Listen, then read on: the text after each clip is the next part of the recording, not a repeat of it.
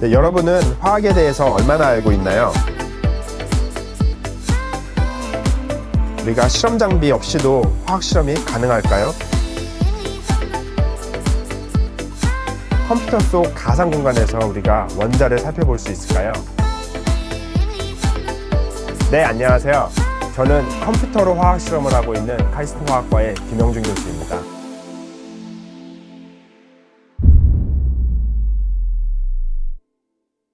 네, 안녕하세요. 오늘 원자가 보이는 세상을 컴퓨터 속 가상 공간에 옮겨 놓을 수 있을까? 이런 제목으로 저희가 컴퓨터로 어떻게 또 원자를 들여다보고 화학에 대해서 강연을 하게 될 카이스트 화학과의 김영준 교수입니다. 이거 영상 보시는 분들 중에 되게 많은 분들 이 영화 보시거나 보시고 싶어 하셨던 분들 많으실 것 같습니다. 잘 아시다시피 이 줄리안 오펜하이머라는 되게 유명한 물리학자분의 일대기를 다룬 영화입니다. 그래서 제가 지금 화학과 대학원 강의 중에 양자화학이라는 수업을 하고 있는데, 거기서도 이분이 만든 이론 중에 중요한 부분 중 하나인 본 오펜하이머 어프록시메이션 이라는 거를 제가 또 여러 번 강의할 때 얘기를 하고 있는데요. 이 오펜하이머, 이분이 언제 태어나셔서 언제 돌아가셨는지를 제가 보기 위해서 이 위키피디아를 따왔습니다. 보시면은 1904년에 태어나셔서 1967년에 돌아가셨습니다. 즉 저희가 보통 20세기라고 하면은 1901년부터 2000년까지를 이야기하죠. 이분은 딱 거의 20세기에 사셨던 분이고요. 이때 무슨 일이 일어났었냐, 과학적으로 무슨 일이 일어났었냐를 살펴보면요, 이 뉴턴 역학을 뒤집고 이 20세기에 뉴 미케닉스, 새로운 역학이라고 해서 양자역학이라는 게 이 세상에 주어졌습니다. 역학이라고 하면은 뭐 물리 수업 시간 같은 데 보시면 뭐 공을 던지면 어떻게 날아가서 어디로 떨어지고, 뭐 나무에서 뉴턴이 얘기했듯이 사과가 어떻게 떨어지고, 이런 것들 우리가 다 예측하고 어디로 갈 수 있는지들을 볼 수 있어 했었고요. 많은 과학자들이 이 뉴턴 방정식을 끄집어내면서 이런 것들이 우리에게 가능해졌죠. 이제는 우리가 모든 걸 다 해결할 수 있다고 많은 사람들이 생각하고 있었는데, 20세기에 굉장히 작은 스케일에 있는 일들을 쳐다보면서 더 이상 이 뉴턴 역학이 작동하지 않는 것을 사람들이 알게 됐고요. 그래서 이 20세기 초반에 새로운 역학, 양자역학을 굉장히 많은 사람들이 개발을 했습니다. 이 오펜하이머라는 분도 그쪽에서 굉장히 중요한 공헌을 하셨던 그 당시의 물리학자분 중에 하나시고요. 그리고 또 그것이 또 확장되어서 영화에서도 많이 다루고 있듯이 이 원자폭탄을 개발하는 데 연결이 되었었던 일입니다. 많은 분들이 제가 화학과 교수라고 했는데 오자마자 왜 갑자기 양자역학이냐, 물리학과 교수도 아닌데, 이런 생각을 하실 것 같은데요. 사실 양자역학을 이해하는 게 화학을 이해하는데 되게 중요해서 제가 이렇게 화두를 던져봤습니다. 저희가 보통 화학하면은 많은 학생분들이 주기율표를 가장 머릿속에 떠올릴 것 같고요. 주기율표에서 제일 저희가 간단한 원소가 뭔지를 생각해 봅시다. 첫 번째 있는 원소는 저희가 수소라고 하죠. 수소가 어떻게 이루어져 있는지를 보면은 보통 이런 플러스 1의 전하를 가진 양성자 주변에 마이너스 1의 전하를 가진 전자 하나가 있습니다. 요거를 수소라고 하죠. 그래서 저희가 수소가 두 개가 있는 상황을 생각해 볼 수 있을 거고요. 하나 옆으로 주기율표에서 가보면 헬륨이라는 게 있습니다. 이 헬륨은 원자 핵에는 이번에는 플러스 1이 아니라 플러스 2의 전하를 갖고 있고, 그 주변에는 전자 한 개 대신에 이제 전자 두 개가 있는 상황입니다. 조금 들어보신 분들 중에 아시는 분들도 있을 것 같은데요. 이 전자들이 또 보통 이 두 개의 전자가 소위 말하는 1s 오비탈, 1s 오비탈이라는 데 있어서 사실 그 두 개는 거의 똑같은 형태로 있습니다. 무슨 얘기냐면은 수소랑 헬륨이 우리 주기율표의 첫 번째, 두 번째 자리를 차지하고 있는 원소인데요. 어떻게 보면 되게 비슷합니다. 그냥 모든 게 다 두 배 되어 있을 뿐인데요. 굉장히 재밌는 차이가 나타나는데요. 수소가 두 개가 서로 떨어져서 우리가 천천히 가까이 가져가는 상황을 생각해 볼 수 있을 거고요. 똑같이 헬륨 두 개를 가지고 천천히 가까이 가져갈 수 있을 겁니다. 수소 두 개를 가까이 가져가면은 두 개가 굉장히 강하게 갑자기 딱 어느 순간 결합을 하는 일이 일어나고요. 이때의 크기가 얼마나 되냐를 에너지로 표현하면 한 104kcal/mol 정도 됩니다. 그런데 어떻게 보면은 수소도 사실 중성이죠. 플러스 1, 마이너스 1. 헬륨도 플러스 2, 마이너스 2. 중성이고 중성인데, 헬륨 두 개를 우리가 가까이 가져가게 되면은 둘은 굉장히 약하게 상호작용을 하고 그 에너지 크기는 대충 0.06kcal/mol로 알려져 있습니다. 보시면은 거의 한 2000배 가까운 차이가 나게 되는데요. 그러면 이 차이가 왜 나타나냐? 생각을 해보면 아주 직관적으로 이해되는 부분은 아닙니다. 뭐 화학 시간에 배운 친구들도 있으실 것 같은데요. 보통 우리가 수소 두 개를 가져가면 공유결합이라는 게 생긴다고 해서 굉장히 강하게 둘이 붙어버리고 헬륨을 그렇지 않다라는 얘기를 아시는 분들도 있을 것 같아요. 결국에는 화학이 어떠한 결합이라는 현상이 굉장히 중요하게 작용을 하는데 이거를 이해하기 위해서는 저희가 무조건적으로 양자역학의 도움이 필요합니다. 그러면 이 결합이 왜 얼마나 중요하냐, 화학을 이해하는데 중요하냐, 이것들을 제가 말씀을 드리려고 이런 예시들을 가져왔는데요. 여러분들 물리흡착이라는 것도 배우셨은 적이 있을 것 같고요. 화학흡착 이런 얘기도 들어보신 분들이 있을 것 같아요. 두 개의 차이가 뭐냐 하면은 어떠한 분자들이 표면에 붙을 때 그 사이에 우리가 화학 결합이 생기면은 화학흡착이라고 부르고요. 생기지 않으면 물리흡착이라고 합니다. 이거 자체가 생각을 해보면은 결합이 있냐 없냐가 이게 과연 물리적이냐 화학적이냐를 구분하는 중요한 단서가 된다는 얘기를 할 수 있죠. 또 화학 하면은 어떻게 보면 화학의 꽃이라고 하면은 아마 화학 반응을 생각할 수 있을 것 같은데요. 화학 반응이 뭔지를 가만히 살펴봐도 이렇게 없던 결합이 갑자기 생기거나 있던 결합이 사라지거나 뭐 결합의 파트너를 갑자기 바꾸거나 이런 일들을 다 통칭해서 저희가 화학적인 반응이라고 부르고 있습니다. 실제로 제가 인터넷에서 찾아보니까 보시다시피 그러면 화학이 무엇이냐를 사람들이 얘기를 할 때 몇 중요한 정의 중에 하나는 원자 간의 이 화학 결합의 성질을 우리가 이해하고 예측하고 그런 것들을 다루는 학문이 화학이라고 합니다. 즉 화학에 있어서 이 화학 결합이라는 것은 굉장히 중요하다는 얘기죠. 조금 더 우리가 이 논리를 좀 더 펼쳐서 더 나아가 봅시다. 우리 주변에 굉장히 많은 물질들이 있죠. 뭐 컴퓨터도 있고 이 모든 것들을 다 살펴보면은 그 안에 물질이 있습니다. 머티리얼이라고. 이 머티리얼을 조금 더 들여다보면 보통 분자들로 이루어져 있죠. 그럼 분자는 무엇이냐 하면은 원자들이 서로 화학결합으로 뭉쳐있는 것들이 분자입니다. 또 원자도 더 들여다보면은 그 안에 이런 뭐 중성자, 양성자, 전자 이런 것들로 이루어져 있죠. 다시 말해서 거꾸로 말하면은 우리가 원자들이 화학결합을 통해서 분자를 이루고 이런 또 분자들이 더 많이 뭉쳐서 더 많은 결합들을 통해서 어떠한 머티리얼을 재료를 만드는 게 여러분들 주위에 있는 다양한 물질들일 뿐만 아니라 또 더 나아가서 우리 같은 사람들, 여러분도 저도 다 결국엔 원자 덩어리들로 이루어져 있다고 할 수 있죠. 즉 일상이 다 어떻게 보면 다 화학이다. 이게 광운대에 있는 장홍재 교수님이 쓴 제가 책 제목에서 따왔는데요. 그렇게 얘기를 할 수가 있고요. 또 제가 좀 강의 준비하면서 찾아보니까 굉장히 유명한 물리학자인 리차드 파인만이 이런 이야기를 했었더라고요. 나는 곧 Universe of Atoms고 또 Universe에 있는 애톰이다. 즉 원자가 중요하고 원자들이 모여서 우리가 결합을 통해 분자를 만들고 그 분자를 더 많이 이뤄서 재료를 이룬다고 생각할 수 있습니다. 그래서 그러면은 저희가 한 가지 더 질문을 드려보고 싶습니다. 저희가 되게 많이 연구를 하면서 고민하는 것들 중에 또 하나인데요. 그럼 우리 주변에 있는 이런 재료들을 더 좋은 재료를 만들고 그런 재료를 설계하고 개발하는 것이 우리 일상생활을 더 윤택하게 하는데 너무너무 중요한 일인데 그럼 이런 재료의 성질을 우리가 실험하지 않고 예측하고 설계할 수 있을까? 이런 질문을 던져볼 수 있죠. 앞서 말씀드렸던 것들을 다 합쳐서 생각을 해보면은 재료는 결국 분자의 집합 혹은 원자의 집합으로 이루어져 있고 그 안에는 화학 결합이 있다. 근데 이 화학 결합을 이해하는 데는 양자역학의 도움이 필요하다라는 얘기를 할 수 있을 것 같아요. 결국 우리가 이거를 예측하고 설계하려면 한 가지 답이 있습니다. 양자역학을 풀면 알 수 있다는 결론을 얻을 수 있습니다. 네, 되게 좋죠. 이것만 풀면 다 알 수 있을 것 같고 좋은데요. 문제가 하나 있어요. 문제는 뭐냐면은 이 얘기를 아마 들어본 분들도 꽤 많을 것 같아요.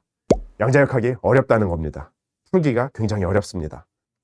이분이 누구신지 모르시는 분들도 계실 수도 있지만 요 옆에 있는 그 귀여운 고양이 때문에 누군지 눈치를 채신 분들도 있을 것 같은데요. 네, 이분은 그 고양이로 유명한 슈레딩거라는 분입니다. 예. 이분이 사실 이 양자역학을 관통하는 중요한 슈레딩거 방정식이라는 것을 만드셨는데요. 그래서 앞서 얘기랑 합쳐서 말씀을 드리면 결국 우리가 어떠한 재료의 성질을 예측하고 그것들을 이해하기 위해서는 양자역학을 풀면 되고, 간단하게 말하면 이 슈레딩거 방정식을 풀면 됩니다. 문제는 이걸 푸는 게 굉장히 어렵기 때문에 고민이 많이 되는데, 그래서 사람들이 생각을 해낸 방법 중에 하나가 그래, 내가 풀기 어려우면 남을 시키면 되지. 정확하게 말하면 남이 아니라 우리가 컴퓨터를 써서 어떻게 풀 수 있지 않을까, 이런 생각들을 사람들이 하게 됐죠. 그래서 사실 이 두 분은 그거에 대한 공적으로 그 1998년에 노벨상을 받은 분들입니다. 월터 콘이라는 물리학자랑 존 퍼플이라는 화학자신데요. 보시면 제가 노벨상 홈페이지에서 이분들이 어떠한 그 공적으로 노벨상을 받았는지 제가 긁어왔는데, 보시면은 특히 존 퍼플 이분을 보면은 양자화학을 위한 컴퓨터 방법을 개발해서 노벨상을 받았습니다. 즉 우리가 양자역학을 직접적으로 푸는 게 사람들이 굉장히 어려워서 고민을 하다가 이분들이 세상에 새롭게 내놓은 방식 중에 하나는 컴퓨터를 써서 풀면 돼 라는 어떠한 방법들을 만들었고, 그걸 통해서 우리가 양자역학을 조금 더 쉽게 풀 수 있는 게 가능해진 거죠. 지금까지 얘기를 다 종합해보면 모든 문제가 다 해결된 것 같습니다. 우리가 재료들 되게 중요하고요. 새로운 재료의 성질들을 굳이 실험 안 하고 예측할 수 있다면 너무 좋을 거고요. 그걸 어떻게 하면 되냐? 양자역학 풀면 되는데, 어려운 게 문제였는데 컴퓨터를 풀면 됩니다. 모든 것이 다 해결된 것 같죠. 네, 하지만 생각보다 그 어려움은 아직도 도처에 있습니다. 많은 분들이 컴퓨터를 써서 뭐라 한다고 하면은, 그래서 인터넷에서 저희가 클릭하면 바로바로 나오고, 조금만 우리가 로딩 시간 걸려도 되게 답답해하고 그러잖아요. 그치만 컴퓨터를 그래서 컴퓨터를 써서 어떠한 문제를 푸는 게 항상 무지하게 빠른 일만 일어나는 건 아닙니다. 반대로 말해서 컴퓨터로 뭔가를 할 때도 컴퓨터에 컴퓨팅 타임이라는 게 걸리게 되고요. 이게 생각보다 많이 걸립니다. 컴퓨터로 양자역학을 풀 때 어느 정도 컴퓨터가 더 시간이 걸리냐, 컴퓨테이셔널 컴플렉시티라는 표현을 쓰는데요, 전문 용어로요. 간단하게 우리가 그 원자 하나 계산을 할 때 얼마의 시간이 걸리면, 두 개 계산할 때는 몇 배가 걸리냐, 2배가 걸리면 좋은데 보통 한 n의 3승, 2의 3승, 8배가 걸리고요. 그 얘기는 10배를 하게 되면 1000배가 걸리게 됩니다. 이게 그러면 좀 기다리면 되지 뭐가 문제일까 라고 생각하시는 분들도 있을 것 같은데요. 실제로 제가 예시를 위해서 대충 1980년대 초반, 제가 1983년에 태어났는데요, 그 정도 때의 컴퓨터의 성능을 가지고 제가 예시를 들어보면요, 대략적으로 얘기해서 원자 하나를 우리가에 관한 양자역학 문제를 풀 때 대략 1시간 정도 걸렸다고 합시다. 그럼 분자라고 하면은 원자가 한 10개 정도는 있어야겠죠? 그러면은요, 우리가 10의 3승, 1000시간이 걸리게 되고요. 이걸 바꿔보면은 40일 정도 걸립니다. 컴퓨터를 한 40일간 줄창 돌려야 한다고 하니까 한 달 넘게요. 엄청난 일처럼 느껴지시는 분들이 있을 것 같고요. 그럼 우리가 진짜 재료 정도 되려고 하면은 그래도 한 100개 정도는 원자가 돼야 되지 않을까요? 그럼 100개라고 치면은 이제는 100만 시간이 걸리게 되고요. 그러면 이거를 환산해 보면 100년이 넘는 시간이 걸립니다. 네, 보시다시피 우리가 어떤 재료의 성질로 양자역학을 컴퓨터로 풀자 라고 했을 때요, 80년대 초반의 상황에서 보면은 원자까지는 볼만했고 분자는 한 달 정도 이상은 걸리니 힘들지만 할 만은 하겠다는 생각이 들지만 100개 정도 하려고 하면 이거는 할 수 없는 일이 되어버립니다. 다시 말해서 그 아주 80년대 초반에 라떼에는 저희가 이런 양자역학을 컴퓨터로 푼다 손 치더라도 원자 한 10개 정도가 우리가 컴퓨터를 통해 볼 수 있었던 한계였습니다. 그런데 지난 그 한 40년, 50년의 시간 동안에 컴퓨터가 무지무지하게 발전을 했죠. 그래서 제가 그거를 예시를 들기 위해서 제가 처음에 서두에 던졌던 질문이 그거였잖아요. 원자 수준의 세계를 컴퓨터 안에 옮길 수 있을까? 다시 말해서 어떤 아토미스틱 시뮬레이션, 아톰 기반의 시뮬레이션이라고 할 수 있는데요. 제가 그래서 강의를 준비하면서 이런 아톰 수준의 시뮬레이션이라는 연구가 얼마나 됐는지를 논문 숫자를 연도에 대해서 쭉 제가 그려봤어요. 그리고 굉장히 재밌게 이때 컴퓨터의 발전에는 무슨 일들이 일어났었나를 제가 좀 조사를 해봤는데요. 저희가 PC, 퍼스널 컴퓨터, 즉 컴퓨터가 더 이상 어떤 군사 목적이나 다른 큰 목적이 아니라 개인의 목적으로도 쓸 수 있을 정도로 많이 보급화가 돼서 첫 PC가 나온 게 1972년이더라고요. 70년대 초반에 이제 드디어 개인적 목적의 퍼스널 컴퓨터가 나왔고요. 그 당시 가격으로 대충 한 2만 불 정도였다고 하는 것 같습니다. 그러니까 굉장히 비쌌죠. 그러니까 굳이 말하면 개인이 쓸 수도 있는데 굳이 쓸 수 있는 엄청난 부자면 한번 써볼 테지 이런 정도의 수준이었고요. 그래서 그때만 해도 이런 원자 수준의 시뮬레이션이 아직 별로 활달히 나타나지 않았습니다. 10년 정도의 시간이 지나니까 컴퓨터 가격이 한 10분의 1로 떨어졌습니다. 그리고 드디어 여러분들이 제일 잘 아시는 두 개의 유명한 컴퓨터가 나오는데요. 하나는 맥킨토시, 요새도 아이맥도 나오고 뭐 아이폰 쓰시는 분들도 많을 텐데요. 그 회사인 애플이 드디어 처음으로 맥이라는 컴퓨터의 PC를 세상에 내놓은 게 1984년이고요. 첫 번째 윈도우즈를 내놓은 게 1985년입니다. 즉, 한 10년 정도의 시간이 있으니까 컴퓨터 가격도 정말 싸지고 이제는 진짜로, 그러니까 그전에는 개인용 컴퓨터라고 했지만 사실 개인이 소유하기는 너무 어려웠었는데 진짜 이제는 개인이 소유를 할 수 있을 정도로 컴퓨터가 싸지게 되고, 재밌게도 그때부터 원자 수준의 시뮬레이션도 점차 연구들이 많이 일어납니다. 또 다른 10년이 지나서 한 1996년에는 무슨 일이 있었냐면요. 뭐 델이라는 회사를 아시는 분들이 있을 것 같아요. 그래서 컴퓨터 만드는 회사인데, 사실 델이 컴퓨터 쪽에서 제가 생각할 때 되게 재밌게 중요하게 새롭게 시작했었던 일 중에 하나는 뭐냐면은 인터넷 온라인을 통해서 컴퓨터를 팔기 시작을 했습니다. 제 개인적인 생각이긴 한데 이게 되게 중요하다고 생각하는 건 뭐냐면은, 첫 번째로는 이때쯤이 돼서 사실 이제 모든 사람들이 인터넷을 쓰기 시작할 수 있는, 인터넷이 굉장히 많이 보급되기 시작했었던 시기인 거고요. 그렇게 오래된지는 않은 거라고 생각을 하는데요. 예, 그리고 또 하나는 사실 인터넷으로 뭔가를 판다는 것 자체가 되게 이제 컴퓨터가 가전의 개념까지 떨어졌다고 생각합니다. 여러분들 뭐 TV를 인터넷으로 사고, 뭐 저희가 전자레인지 인터넷에서 사고 이런 것처럼 이제 컴퓨터도 뭔가 그전에 사실 되게 전문적인 어떠한 기계의 느낌이 있었다면 한 이 정도부터는 사람들이 가전의 어떠한 확장된 개념처럼 느끼기 시작을 했었던 것 같고요. 그 얘기인 즉 컴퓨터의 가격도 상당히 많이 떨어지게 되는 겁니다. 그리고 그때부터 굉장히 많은 이런 또 원자 수준의 시뮬레이션의 연구들도 융성하게 일어납니다. 즉 컴퓨터가 굉장히 비약적으로 발전을 했고요. 그 다음에 더 중요하게 그 사이에 컴퓨터의 가격도 많이 떨어져서 굉장히 많은 컴퓨터를 동시에 쓸 수 있게 되면서 이런 원자 수준 시뮬레이션 발전이 급격히 일어나게 됐습니다. 이제는 2020년에는 컴퓨터를 통해서 어느 정도가 되는지를 얘기를 해보면은요, 이제 원자 하나 저희가 계산하는 데는 한 대충 1초 정도 걸린다고 생각하실 수 있을 것 같습니다. 그럼 분자라고 하면 10개 정도 하면 이제 1000시간 대신 1000초가 걸리니까 한 17분이면 할 수 있고요.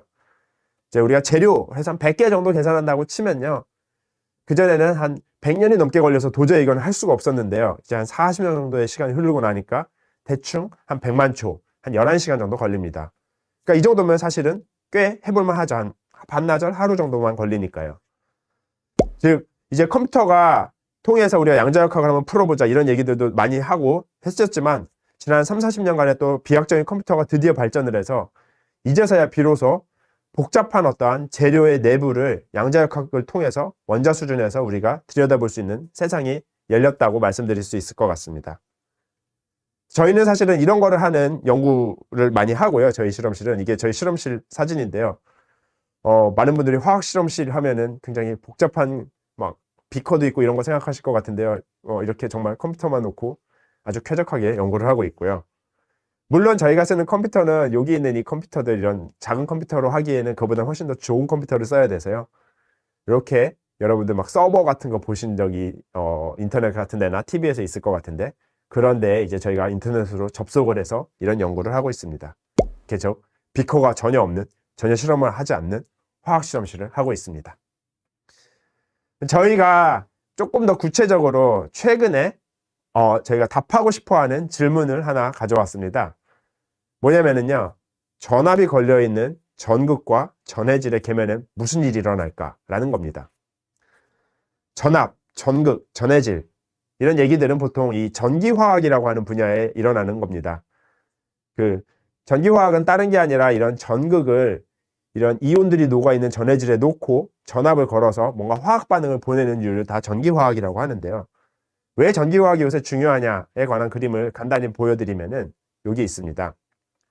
한 가지 예로 요새 뭐 이산화탄소 때문에 뭐 클라이밋 체인지가 심하고 여러 가지 문제들이 있다 이런 게 있는데, 그게 왜 일어나는지를 생각을 해보면은 결국 산업화를 통해서 우리가 너무 많은 에너지를 쓰니까 이산화탄소가 대기 중으로 가는데요. 보통의 이 사이클을 보면요. 탄소가 올라가고 나면 다시 내려오는 사이클이 있습니다. 뭐냐면은 식물들이 광합성을 해서 이산화탄소 다시 포도당으로 만들고 뭐 본인들이 썩거나 본인들이 먹혀서 뭐 석유가 되고 석탄이 되면 뱅글뱅글뱅글 탄소의 입장에서 돌 수 있을 것 같은데 문제는 옛날에 생겨난 우리가 화석 연료들을 다 태워버렸는데 얘네들이 다시 석탄이나 석유가 될 때까지는 어마어마한 시간이 걸리는 게 문제죠. 그러니까 요새 사람들이 무엇을 고민하고 있냐면요. 이산화탄소를 잡아다가 직접적으로 되게 빨리 다른 물질들, 우리가 쓸 수 있는 물질들로 바꿔버리면 그 하늘에 있는 CO2를 다시 땅으로 내려와서 쓰는 사이클을 완성시킬 수 있으니까 이걸 할 수 있지 않을까? 이 고민을 하고 있고요. 문제는 그걸 하려면 에너지가 필요한데 에너지를 다시 또 석탄 떼면 또 올라가니까 안 되겠죠. 그러니 이런 거를 신재생 에너지, 무슨 전기를 쓰는 에너지를 쓰자, 뭐 풍력 발전이든 태양열 발전이든 이런 얘기들을 합니다. 결국 이 환경 문제나 미래 사회 에너지 문제를 생각해 보면은 전기를 통해서 어떠한 화학 물질들은 다른 물질로 바꾸는 기술이 되게 중요하고요. 이런 걸 하는 모든 것들을 통칭해서 보통 전기화학이라고 합니다. 그래서 이 전기화학은 그래서 보시면 아까 말씀드린 대로 결국엔 이 전극이라고 하는 저희가 전압 거는 막대기랑 액체에 전해질 그 사이의 계면에서 화학 반응들이 일어나게 되고요. 그래서 저희는 이 안에서 일어나는 원자 수준의 세상의 일이 무엇인가 이거를 정확하게 이해하는 게 되게 궁금해하고 있습니다. 아쉽게 이게 문제가 요 안에가 원자 수준에서 봐야 되니까요. 저희가 거의 나노미터 수준, 10-9승, 10승미터 수준의 일들을 쳐다봐야 되는데 그러기엔 여기가 두 개의 막 저희가 금속도 있고 막 여기에 그 전해질도 있으니까 이 안만 쳐다보기가 굉장히 어렵습니다. 그래서 저희가 갖고 있는 생각은 뭐냐면은 이거를 똑같이 우리 컴퓨터 세상 안에 옮겨놓고 보면 이 원자 수준 시뮬레이션들은 이 모든 원자 구조들을 시간에 대해서 보여주니까 얘를 잘 쳐다보면 이걸 알 수 있지 않을까. 이거에 관한 똑같은 상황을 우리가 만들어 놓으면 볼 수 있지 않겠어? 이런 생각으로 저희가 연구를 합니다. 그래서 그거에 관한 한 가지 저희가 예시를 보여드릴 수 있을 것 같은데요. 그래서 요게 보시면 저희가 은전극 위에 그 물이고요. 요 빨간색, 흰색이 있는 게 빨간색이 산소고 흰색이 수소여서 H2O가 막 돌아다니고 있는 걸 보고 계신 거고요. 그 다음에 여기 하늘색하고 노란색이 하나는 양이온, 저희가 포타슘 K 플러스, 하나는 음이온, 저희가 뭐 F-나 Cl- 같은 이온들이 막 전압 환경에서 떠돌아다니고 있는 겁니다. 그래서 이런 식으로 저희가 정말 이 전극과 전해질 계면 상황을 컴퓨터 상황 안에 옮겨놓는 데 성공을 했고요. 그래서 여기에서 그러면 뭘 쳐다볼까를 고민하다가 앞서 잠깐 말씀드린 것처럼 이산화탄소를 다른 물질로 바꾸기 위한 걸 일어나게 할 때 과연 어떤 일이 일어날까? 요 사이에 이산화탄소를 전극 위에 붙여놓으면 도대체 무슨 일이 일어날까? 이걸 궁금하게 생각하게 됐습니다. 그래서 쳐다봐서 저희가 알게 된 게 뭐냐면요. 이 이산화탄소가 딱 붙었을 때 주변에 막 돌아다니고 있던 거 보셨죠? 돌아다니던 양이온이 갑자기 와서 척 달라붙는 거를 저희가 보게 됐어요. 이게 붙어서 안 떨어진다 그걸 보여주는 그래프고요. 잘 붙어 있다 뭐 그런 건데요. 그래서 이게 사실 그전에 사람들이 생각하지 못했던 부분들이었습니다. 그래서 쳐다보니까 양이온이 와서 결합하네? 이런 걸 알게 됐습니다. 그래서 이거를 쳐다보고 나니까 조금 더 검증을 해보고 싶은 게 사람의 마음이다 보니 어떻게 하면 우리가 검증을 할 수 있을까? 그리고 또 실험적으로 검증할 수 있을까를 고민을 하게 됐습니다. 저희가 그래서 갖게 된 생각이 요 크라운 이서라는 분자가 있는데요. 얘가 잘 알려진 게 뭐냐면요. 이런 양이온 주변에 가서 쫙 하고 세게 달라붙습니다. 즉 얘를 집어넣으면 양이온이 착 가서 달라붙어서 양이온이 더 이상 이산화탄소에 못 붙는 상황을 만들 수 있지 않을까라는 생각을 하게 됐고요. 실제로 저희가 컴퓨터 속에서 시뮬레이션을 해보니까 얘를 집어넣으니까 이 양이온이 더 이상은 붙지 못하는 일을 보게 됐습니다.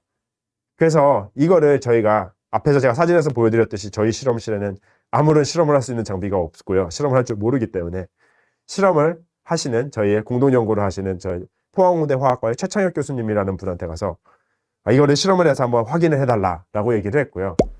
굉장히 재밌게 이 양이온들을 점차 이 크라운 이서라는 애한테 묶어놓는 비율을 늘리면 늘릴수록 이산화탄소의 전환 속도라고 보시면 돼요. Y축이 쭉 선형적으로 줄어드는 거를 볼 수 있었습니다. 그래서 양이온이 붙는 게 일어난다. 그러니까 못 붙게 만들었더니 CO2가 전환을 못 하더라. 이런 어떻게 보면 좋은 저희가 그 실험적인 검증을 한번 해볼 수 있게 된 거죠. 여기까지는 되게 즐거운 일이었죠. 좋은데 이런 고민을 해볼 수 있습니다. 앞서 말씀드린 대로 우리가 양이온을 못 붙게 막 만들면 전환 속도가 쭉쭉쭉쭉쭉 줄어드는 거는 이해를 하는 데는 좋은데 사실 우리는 전환 속도를 빨리 만들고 싶지 천천히 느리게 만들고 싶지는 않죠. 과연 전환 속도를 우리가 그러면은 높이기 위해서 우리가 어떤 일을 할 수 있을지에 대한 고민을 하게 됩니다. 즉, 더 좋게 만들려면 어떻게 하지? 첫 번째로 생각한 거는 아주 간단하게 양이온을 많이 넣으면 되겠지. 그러면 더 많이 가서 붙지 않겠어? 이런 아주 단순한 생각을 할 수 있겠죠. 그래서 다시 실험을 하는 최천혁 교수님한테 가서 이걸 해봅시다 라고 해서 양이온 농도를 높여봤더니요 0.01몰, 0.1몰, 1몰, 10몰로 높임에 따라서 이산화탄소 전환 속도가 촥촥촥촥 증가하는 것을 알 수 있었습니다. 더 나아가서 앞서 말씀드렸듯이 양이온을 보통 이런 K+를 쓰는데요. 주기율표의 첫 번째에 있는 알칼리 금속들은 다 어느 정도 쓸 수 있어요. 그래서 리튬부터 저희가 나트륨, 소듐, 포타슘, 루비디움, 세슘까지를 바꿔가면서 똑같은 농도들만 바꿔가면서 실험을 해보면은 재밌게도 위에서 아래로 내려갈수록 이산화탄소 전환 속도도 같이 증가하는 것까지 알 수 있었습니다. 그래서 저희가 그러면 좋은 일이죠. 이산화탄소를 더 빨리 만들기 위해서는 많이 넣거나 세슘 플러스를 넣으면 된다. 이런 좋은 저희가 배움을 갖게 됐는데 문제가 있습니다. 이 양이온들을 넣으려면 우리가 이 salt라고 하는 이 전해질의 얘네들을 녹여야 되는데 얘네들이 생각보다 비싸요. 많이 넣으면 좋지만 많이 넣으면 돈이 많이 들겠죠. 그 다음에 리튬, 그러니까 포타슘보다는 아까 말한 세슘이 더 비쌉니다. 그래서 이 고민을 하다가 얻게 된 게 그러면 이렇게 하면 되지 않을까. 뭐냐면은요. 저희가 요 계면에서만 화학 반응이 일어나니까 전체에는 똑같은 양을 넣어도 여기에만 막 많이 뭉치게 만들면 아주 국소적으로 농도를 높게 만들 수 있으면 그렇게 스마트한 방법이 있으면 좋게 만들 수 있지 않겠어? 직접 많이 넣지 않아도 이런 저희가 생각을 이르게 됩니다. 그래서 찾아내게 된 게 이겁니다. 이게 나피온이라고 부르는 애인데요. 이게 레진이에요. 그래서 뭐라고 해야 되죠? 찐득찐득한 거라고 생각하시면 돼요. 그래서 이런 애를 그러면은 우리가 그 은 표면에다가 싹 코팅을 하면은 이온이 잘 많이 몰리지 않을까라는 생각을 하게 됐고요. 실제로 그래서 그냥 은 전극 위에다가 요 레진을 쫙 코팅을 한번 했고 재봤더니 진짜로 이게 양이온이 얼마나 많은지를 나타내는 척도라고 보시면 되는데요. 코팅 한번 했더니 양이온 농도가 쫙 국소적으로 늘어나는 걸 알 수 있었습니다. 그러니까 전체에다 넣어놓은 양은 똑같은데 이쪽에 많이 뭉치면 국소적으로는 농도가 높겠죠. 그리고 이렇게 했더니 진짜로 이산화탄소 전환 속도도 쫙 증가하는 걸 알 수 있었습니다. 여기서 여기 별로 안 증가했다고 생각하시는 분들도 있을 것 같은데요. 요 Y축이 로그 스케일이어서요. 여기 한 5배 정도 증가가 됩니다. 그래서 우리가 그전에 그냥 전극을 쓰던 데서 코팅 한번 했을 뿐인데 이산화탄소 전환 속도를 높일 수 있는 것을 알게 된 거죠. 그래서 결국 제가 사실 이 전체적인 스토리들을 통해서 얘기를 하고 싶었던 건 이건 것 같습니다. 제가 처음에 원자 수준의 세상을 가상세계에 옮겨놔서 볼 수 있을까 이 얘기를 했잖아요. 결국 본다는 얘기는 이해의 첫 번째 단계가 될 수밖에 없고요. 이해를 하게 되면은 더 좋게 만들기 위해서 설계를 하기 위한 저희한테 단초를 주게 됩니다. 그래서 앞서 말씀드렸던 저희 연구가 어떻게 보면 그런 발전들을 보여주는 한 가지 예라고 생각을 하고 있습니다. 네, 그래서 마지막으로 조금 더 말씀드리고 싶은 건 이겁니다. 그러니까 그러면 이런 일들이 정말 저희처럼 연구실에서 이런 학계에서만 일어나는 일이냐? 그게 아니다라는 얘기를 하고 싶어서 얘기를 조금 더 하고자 하는데요. 그 앞서서 제가 보여드렸던 사진에 있었던 분의 이름이죠. 슈레딩거. 네, 이분의 사실은 그 회사 이름입니다. 슈레딩거라고. 그 슈레딩거라는 회사가 있는데 이 회사가 사실 앞서 말씀드린 것처럼 이런 원자 수준의 시뮬레이션을 합니다. 여러 가지 일을 하는데 그 중에 가장 대표적인 게 이런 새로운 약을 개발하는 일들을 하고요. 요게 그 코로나가 한참 심했을 때 이 슈레딩거라는 회사가 코로나19 치료제들의 후보 가상 실험을 한다는 그런 기사가 났었던 거를 제가 가져온 거고요. 그런 제약 부분에 있어서 이 슈레딩거라는 회사뿐만 아니라 사실 요새 굉장히 많은 제약의 새로운 약을 만드는 여러 프로세스 중에 이런 원자 수준에서 컴퓨터로 시뮬레이션을 하고 이해를 하는 거는 새로운 약 후보군을 추리는데 무조건적으로 필요한 중요한 스텝 중에 하나로 이미 제약 산업 부분에 사용되고 있습니다. 그럼 이게 꼭 제약 산업에만 있느냐? 그게 아니다라는 거를 얘기하고 싶어서 제가 삼성전자 홈페이지를 제가 캡처해 왔는데, 실제로 삼성전자 홈페이지에 보시면 이렇게 제가 말씀드렸던 거죠. 원자 레벨 소재 모델링, 이런 팀을 갖고 있고요. 그 다음에 저희 실험실 졸업생분들도 저기 좀 많이 가 있는데, 보시면은 실질적으로 어떻게 보면 요 반도체 같은 이런 소재들에서 표면에 무슨 일이 일어나고 어떻게 하면 새로운 것들을, 물질을 디자인, 설계하고 이런 데 있어서 이런 원자 수준의 시뮬레이션들이 중요한 역할을 하고 있습니다. 즉 이런 계산화학 혹은 계산과학들은 이 꼭 그 실험실 안에서, 대학 안에서만 지금 있는 게 아니라 이런 제약 부분이나 반도체, 소재, 설계 이런 부분에 산업에서 굉장히 널리 사용되고 있습니다. 더 나아가서 요새는 이런 화두도 많이 던져지고 있습니다. 디지털 트윈이라는 개념들이 요새 그 매뉴팩처링 쪽에서 많이 얘기가 되고 있는데요. 디지털 트윈, 뭐냐면 가상세계에 있는 나의 쌍둥이, 제 오늘 강연 주제랑도 좀 비슷한 얘기죠.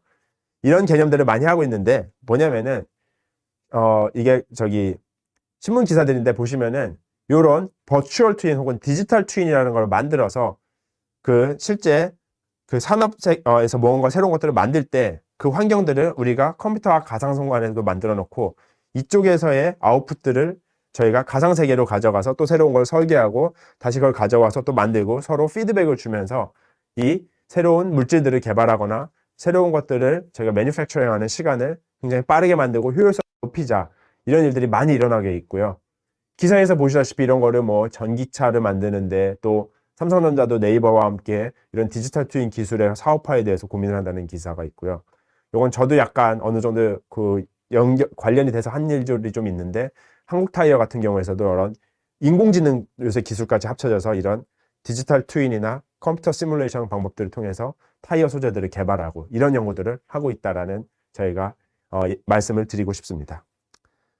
자, 마지막으로 그래서 말씀드린 대로 저는 이제 화학과에 있고요. 보통 화학이라고 하면은 이런 굉장히 다양한 분야들을 아우르고 있는 걸로 생각을 합니다. 그래서 많은 분들이 또 화학이라고 하면 되게 자연과학 혹은 굉장히 펀더멘탈 사이언스라고 생각을 하시는데, 오늘 또 말씀드린 것처럼 화학 내에도 또 이런 합성만 하고 제가 비커를 가지고 새로운 것들을 막 만들고, 물론 그런 화학도 있지만 오늘 제가 말씀드린 것 같은 어떤 컴퓨터를 쓰는 화학, 또 전기를 쓰는 거, 또 생물에 대해 이해하거나 새로운 물질들을 만드는 머티리얼이나 폴리머 같은 화학들을 모두 다 하고 있고요. 이런 것들은 어떻게 보면은 제약에 관련된 것들, 어떠한 생물학, 또 물리학, 오늘 말씀드린 것처럼 컴퓨터와 AI, 그 다음에 어떤 에너지 환경, 또 새로운 소재, 또 오늘 제가 말씀드린 거에 보면 어떠한 여러 가지들을 여기에 일부분들에 대해서 많이 저희가 또 얘기를 한 것 같은데요. 이러한 다양한 학문 분야들과 저희가 인접해 있고, 이런 것들이 굉장히 중요한 저희가 그 확장을 갖고 있는 학문이라고 말씀드릴 수 있을 것 같습니다. 그래서 이런 화학을 되게 이해하는 것이 중요하고, 처음 말씀드린 일상 다 화학이 되는 것이 아닌가라는 얘기로 제 강연을 마쳐보고자 합니다. 예, 감사합니다.